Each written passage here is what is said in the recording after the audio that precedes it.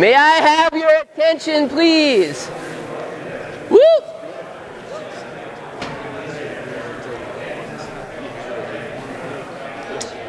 Good morning. Good morning, Zeb. Good morning, Art. Let's bring it in and get started, friends. Not that we haven't already started, but... There's more? Yeah. Well, that was really easy. Yeah. So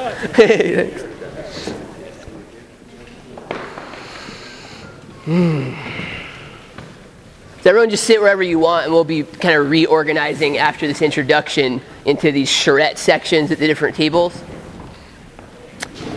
And I am Zev Friedman. I know a lot of you, but not all of you, and I'm part of Living Systems Design. We're a permaculture design and consultation and education firm, and we've hosted this today, and we're hosting Dave Jackie tonight and tomorrow also.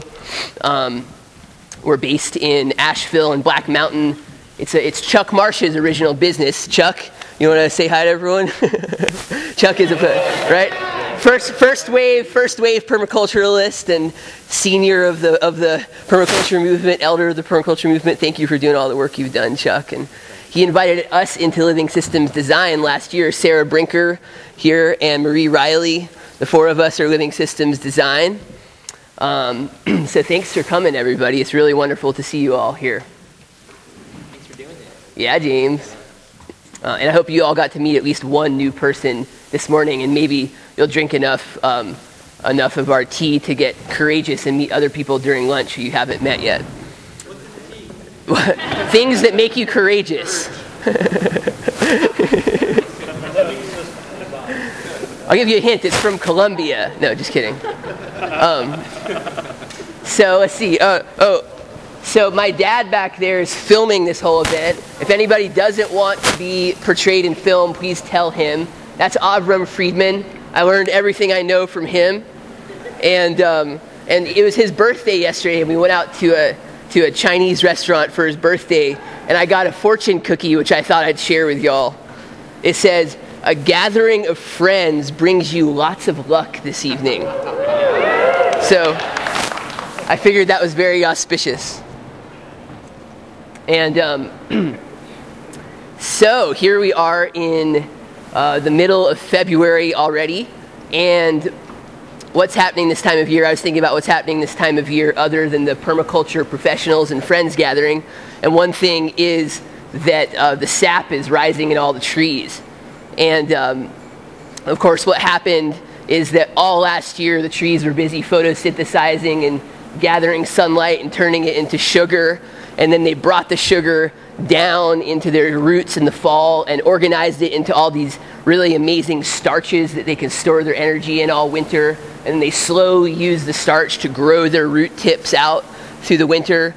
And then just about now they're starting to enzymatically break the starches back down into sugars and bring them up the trunk into the branches to eventually begin leafing out and flowering for next year, using the energy and the things kind of learned and accumulated from last year to create new possibilities for this coming year. And that's kind of the pattern of how forests do it. And that's the forest that we're inside of. That's what's happening all around us right now. And if you're out in a forest and tap a hole, especially in a maple tree, you'll find that sap just pumping out, especially with the alternation from the cold nights to the warm days. It's that alternation that causes the sap to rise and fall. And so that's what's happening in the trees, and I kind of feel like that's what's happening in us too, is that we're rising towards the full moon right now. We're about a week away from the full moon, and as any of the old timers around here will tell you, man, that thing is really loud. Will tell you that you want to take down a tree. If you want the bark to slip, you want to take it down when the sap is rising. When the moon is waxing is when the sap tends to rise into trees, and there's more sap between the bark and the wood, so you can slip the bark off better. And so they'll tell you, well, the sap's in the wood when the moon is waxing. And I feel like that's kind of what's going on with us here. At least we're here at this gathering when our sap is rising, and we're all coming out of this big winter where all kinds of things happened last year, and hopefully we processed them down and metabolized them and can now do other useful things with them this spring and flower in new ways that we didn't even imagine last year. So let that be so. And I was thinking about one tree in particular when I was looking at forests and thinking kind of how people are like forests. Any of y'all think that people are kind of like trees? Have you thought that before? Maybe I'm alone here, I'm not sure, but or maybe it's just those little pottery faces that people put on their trees, you know? But no, I think it's a little more than that. I think that there are a lot of people across the planet who compare people to trees for some reason. I think there are a lot of similarities, even though we're in different life kingdoms. And there's this one tree that some of you probably know about, the American chestnut, which used to be a dear core member of the living community around here. And there are very, very few of them left anymore because of the blight that came in. And I started thinking, all right, so the whole premise of this gathering is the permaculture professionals and friends gathering, setting up a bioregional economy, a true bioregional economy for post-oil situation where, as we all are starting to anticipate, things are changing really rapidly in the next 20 years between climate change and the collapse of the bubble-based global economy and the collapse of the petroleum infrastructure. Things are changing a lot. And so what's an economy going to look like in our region that doesn't devolve to what it was like 100, 150 years ago here? Now, you know, because what's traditionally happened in this bioregion for economies in hard times are three things: tourism, short-sighted exploitation of resources, especially forests, and then seducing outside industries to come in. Those are the main ways that we've dealt with hard economic times, and none of those are regenerative ways of creating a way for humans to sustain themselves. They're all exploitive, in my opinion. Tourism can be done different ways, but all three of them, maybe they're versions of logging, versions of tourism that can be regenerative, but that's not what happened previously. And if we don't plan for it, then as soon as times get tough, people just get desperate and do whatever they have to get by. So how do we anticipate kind of the coming situation that we see and design an economy that is what we want, that's life-supporting, that integrates people into the ecosystems, like there are examples of that permaculture is based on? And so I started looking to trees and looked at the chestnut and said, well, how did the chestnut provide for itself as a species? Does anyone have an idea of its strategy? How did the chestnut provide for itself? It attracted birds. Yes. God, you went right to it. What birds in particular? The passenger pigeon, right? Yeah, depending on the common name you call it. So the passenger pigeon was this migratory pigeon that was the most, according to ornithologists, was the most numerous bird species on the whole planet at the time it existed, and just went extinct finally in the 40s. It started going downhill in the 20s because of over-hunting. Part of the reason behind that, I recently found out, is because the passenger pigeon would stop by in people's fields and eat their seeds out of their fields. So farmers would go out and shoot the pigeons because they're eating their corn seeds and stuff in the spring. Anyway, but they would come up through here. Everybody, please turn your cell phones off.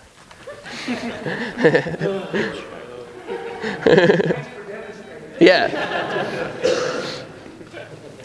So what they would migrate down to the Gulf of Mexico in the winter. And so what's special about coastal regions ecologically? Well, lots of things, but one of them is that all the phosphorus from the land is constantly getting drained out of the landscape, down the rivers, down to the oceans. And it concentrates in the coastal regions and oceans right near the shore. And that's how all these deposits of rock phosphate that we have in North Georgia and Tennessee and stuff, that's what they come from, is they were old ocean beds where the rivers from millions of years ago deposited all kinds of phosphorus. I'm getting a weird look from Lee, so he might have to correct me on something later, but where they deposited phosphorus on old ocean beds, and there are these deposits where it concentrated, and that's where we're mining our rock phosphate and calcium now. And so that's what's going on still in the Gulf of Mexico, is phosphorus is washing out of the landscape, down the rivers, and everything on this side of the continental divides go into the Gulf of Mexico. And then that coastal ecosystem has a lot of phosphorus in it because of all the fish that are getting eaten by birds and cycled back onto land and everything. A lot of phosphorus in the soils there. So the passenger pigeons were flying down there in the winter, eating stuff in the Gulf of Mexico, then flying back up through here. And what did they do? They followed the ripening of chestnuts in the fall, and they would land on chestnut trees where the chestnuts were in fruit but still on the tree in the husks, and they would roost on the branches, thousands of birds at a time, and eat the nuts out of the husks. and then poop on the ground around the tree, and there'd be sometimes 4 inches of pigeon shit on the ground around the tree. And what is that? That's this amazing dose of nitrogen, phosphorus, everything else that they were importing. And so as soon as the passenger pigeon went extinct, then there's no other major natural way that phosphorus is being imported to our ecosystem. So what were the chestnuts doing to get their nutrients? They weren't looking to the soil and saying, you need to give me more phosphorus, and trying to extract it. There was some competition going on. There's a whole debate about competition and cooperation between species and everything, but they were mainly fruiting and attracting something to them to help supply them. So they were starting out by feeding and then being fed. And that's a much different pattern than an extractive economy where we see something we need and we try to go get it. It's a much different pattern to instead feed and then be fed than it is to try to just extract what you need to be fed. And so I look to that as a model for what we could do, perhaps, if we have the ingenuity and persistence and compassion with each other. Perhaps we could develop an economy where it's based on relationships and feeding and then being fed rather than just having to look out for ourselves. And so that's the hope today. I mean, it's kind of a risky thing. We talked about this when we were developing this event. It's kind of a risky thing to get together when everyone is already had a hard winter and already scrabbling for income in this economy and everything, to get together and talk about sharing work or working together in something that in the short term perhaps might even decrease the amount of work that individual companies or people have. And yet in the long term, perhaps it leads to a mature forest ecosystem where there's a mutual feeding instead of a scrabbling for resources. So that's the big hope for today, is not that we're going to accomplish all that today, but that this would be the seed form of that thing that could perhaps come out after us all working together for a long time and getting more people involved, and who knows what'll come out of it. But the whole point, the whole format that we've set up for today is not just based on our ideas, it's based on really gathering the input and creative ideas and engagement of everyone here as much as possible, because obviously everyone has experience and all kinds of things to offer, gifts and forms of ingenuity, which we don't have. Living Systems Design doesn't have all that by any means. We want to get everyone involved and work together and make a web. So that's why we went with this charrette format. Is anyone here familiar with charrettes? Raise your hand if you are. Oh, wow, okay, that's great. So more than half the room is familiar with them. So it's just a fancy French architect word for this one particular way of doing a brainstorming, where you get a little bit more redundancy on the brainstorming.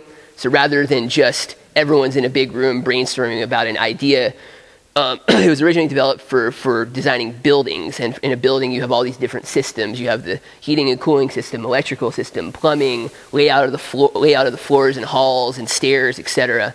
And so what they did is they said, well, we realized that we're having problems if just the plumbers design the plumbing system and the electricians don't get to come in and say, oh, actually, that's going to be an issue because that line's going where this electrical line needs to be.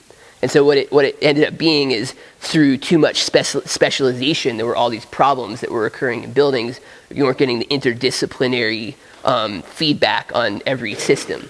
And so it was a way of cycling plumbers and electricians and the layout people all through the plumbing section to get all of their perspectives on it, so that you tried to troubleshoot up ahead and come up with as many creative solutions as you could with foresight.